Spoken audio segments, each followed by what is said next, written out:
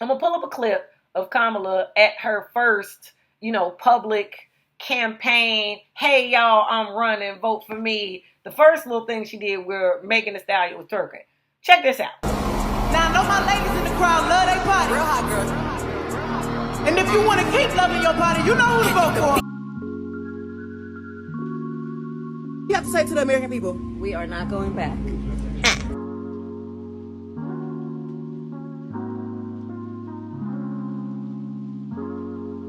Donald Trump, on the other hand, has been talking a big game about securing our border, but he does not walk the walk.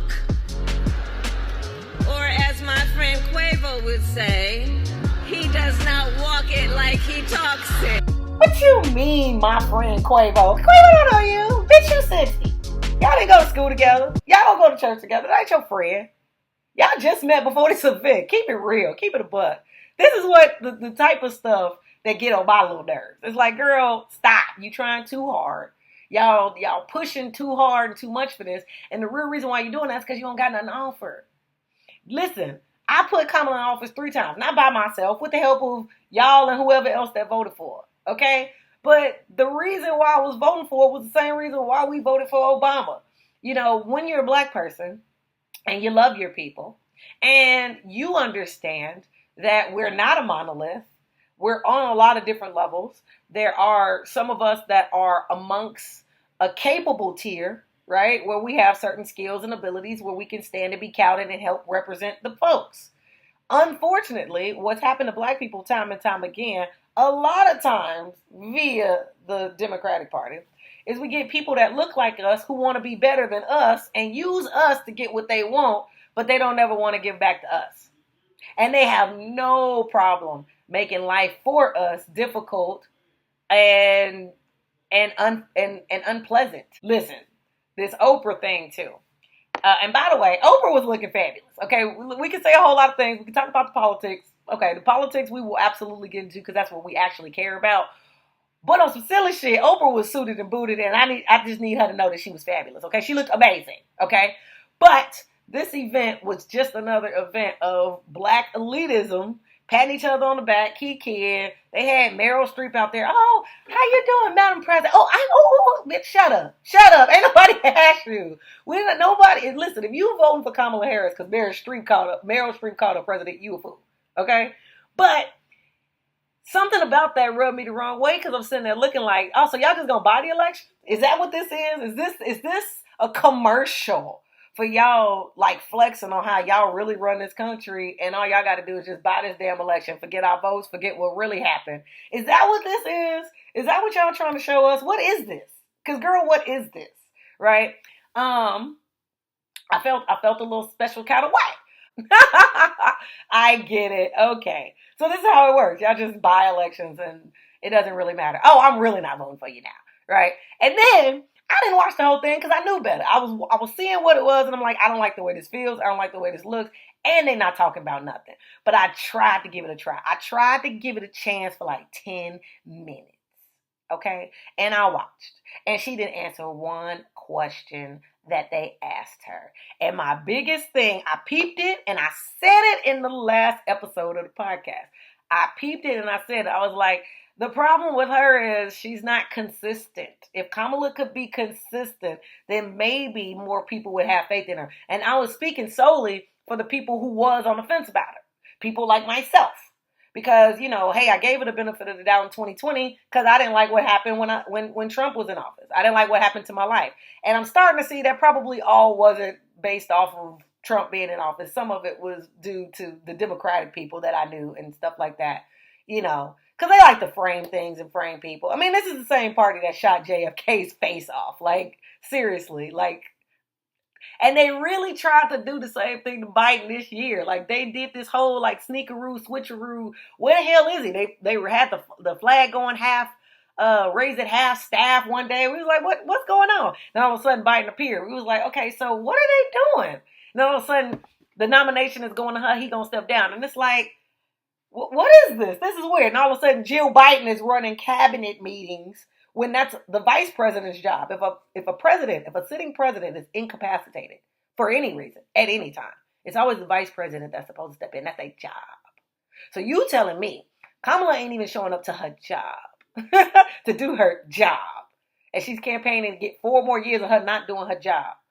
And somebody else just going to step in and do her job for her. Because Jill Biden, who's supposed to be the first lady, she's supposed to be just sitting at home making pies, talking to the country, telling them to stay off drugs like, Nancy Reagan did. Or, telling them to stay in shape and get your ass in the gym like Michelle Obama did. She ain't supposed to be running no damn meetings. What the hell? Who we didn't vote for her? Why is she running meetings? That's un-American. That's not even policy. So y'all doing all this political mishandling and just trying to hide that with a twerking session and an Oprah visit. Because Oprah had a sharp-ass suit on. Oprah looked good. I'm just put that out. I give credit where credit was due. Oprah, she did that. She was up there fly as hell like, and I'm here. Kamala, you were saying. And as she gave Kamala the floor, Kamala wasn't saying a damn thing. And it got so stale, Oprah was staring at her like, bitch, be serious. No, but seriously, you're embarrassing me. All these people I invited, bitch, you better be serious. And Kamala never got serious. They asked her about the border. They asked her about home ownership. She went into all these little diatribes. And the second she tried to put it on Trump, the dude who answered the question, he looked at his boy and he was like, girl, you in office now. You're the one handling this now. I'm asking you what you about to do for the future. You bringing up a nigga that ain't been in office 4 years. Like, you that obsessed with him? What the hell is wrong with you? And I'm going to put this little tidbit in here because a lot of people didn't catch this, but I caught this. I saw this with my cat eye. And in that moment, I was like, oh, I see what's going on here. They had a failed attempt of trying to recreate a JFK type-ish situation. It was a failed attempt. And so now, they got to backtrack because they wasn't expecting all this, having to campaign and tell people facts and, speak up. And what I didn't like from what I saw at the debate the last time, she can't handle regular questions, but she really can't handle follow-up questions. Because what I saw from the debate, which I said on the podcast last time, I was like, I see what she's doing. I see what she said.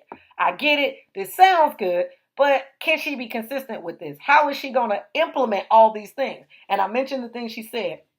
$25,000 for home ownership, for new homeowners. There was tax credits and stuff like that she mentioned to motivate people from not buying up all the houses, jacking up all the housing prices and stuff like that. Sounds good. That's fine.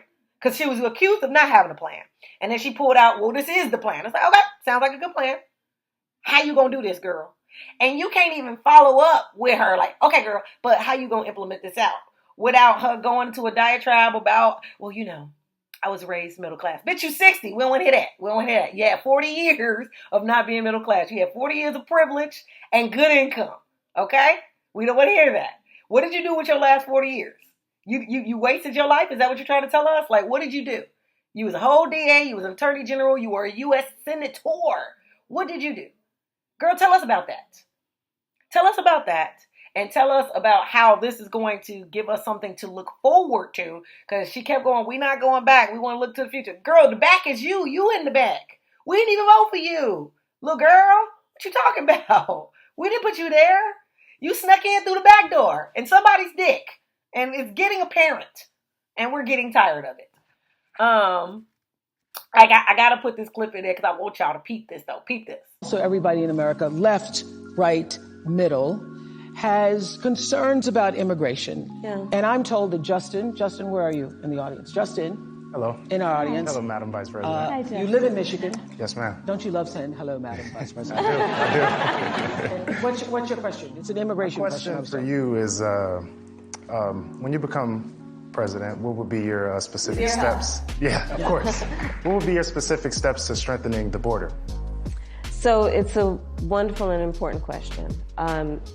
My background was as a prosecutor, and I was also the elected attorney general for 2 terms of a border state. So this is not a theoretical issue for me. This is something I've actually worked on. Okay. I have prosecuted transnational criminal organizations for the trafficking of guns, drugs, and human beings. I take very seriously the importance of having a secure border and ensuring the safety of the American people. Sadly, where we are now can be traced most recently back to the fact that when the United States Congress, members of the Congress, including some of the most conservative Republicans, came up with a border security bill. And here's what that border security bill would have done. It would have put 1,500 more border agents, and tragic issue in terms of its effect. The bill would have allowed us to have more resources to prosecute transnational criminal organizations. And it would have been part of the solution. And Donald Trump called up those folks and said, don't put that bill on the floor for a vote. He blocked the bill, and you know why? Because he'd prefer to run on a problem instead of fixing a problem. And he has put his personal political security before border security. Because understand. She said she can't do better at the border because Trump is more concerned about his own personal security than the security of the country. Pause. Why are you focused and obsessed on Trump's personal security when you were asked about a question on the border, which you are in charge of? What the hell does that have to do with the tea in China? Girl, what? Why are you obsessed with his personal security? Who cares? He's supposed to have personal security. Obama got personal security. You can't be president and just be walking around here willy-nilly like you wasn't running the country of the free world. They all get personal security. You got somebody. What is you talking about? Unless something you planned didn't go quite as planned and you still mad. And you so mad and so focused on it, and we don't know, or we have no real proof that y'all did something. We don't really know nothing. But you so mad and you so focused on it, this is what the hell come out your mouth in front of Oprah. Girl, Oprah was so tired of that. Oprah wanted to know who was hungry. Oprah was ready for some Popeyes. She was thinking about the barbecue.